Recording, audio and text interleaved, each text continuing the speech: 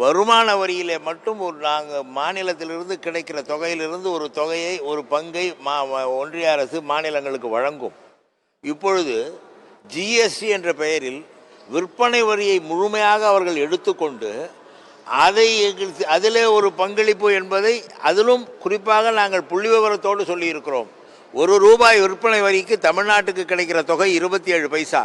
அதே ₹1 விற்பனை வரிக்கு உத்தரப்பிரதேசத்தில் கிடைக்கிற அந்த மாநிலத்துக்கு ஒதுக்கப்படுகிற தொகை ₹2.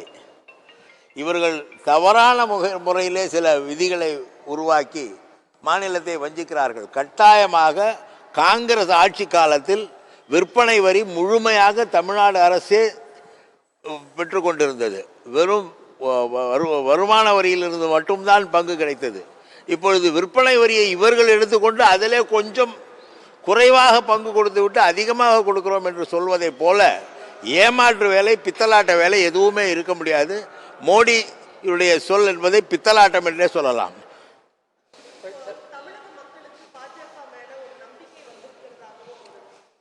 கட்டாயமாக வரவில்லை.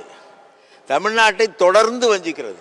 குறிப்பாக ஒன்று சொல்ல வேண்டும் என்றால், தமிழ்நாட்டில் உள்ள ஒன்றிய பொதுத்துறை நிறுவனங்களில், அது என்எல்சியாக இருந்தாலும், ரயில்வேயாக இருந்தாலும், பிஹெச்இஎல் இருந்தாலும், எல்லா இடத்திலும் தமிழர்களை வஞ்சித்து விட்டு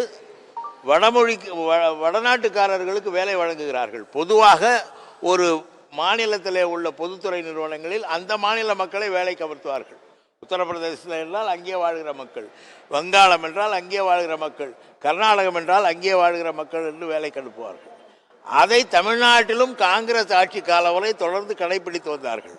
இன்றைக்கு தமிழ்நாட்டிலே உள்ள தலைமையகத்தை கொண்ட 2 வங்கிகள், தேசியமயமாக்கப்பட்ட வங்கிகள், இந்தியன் வங்கி, இந்தியன் ஓவர்சீஸ் வங்கி, இந்த 2 வங்கிகளிலும் கூட தமிழர்களுக்கு வேலை தராமல் வட மாநிலத்தவருக்கு வேலை கொடுக்கிறார்கள் என்றால் எந்த அளவுக்கு இவர்கள் மக்களை ஏமாற்றுகிறார்கள் என்று புரிந்து கொள்ள வேண்டும்.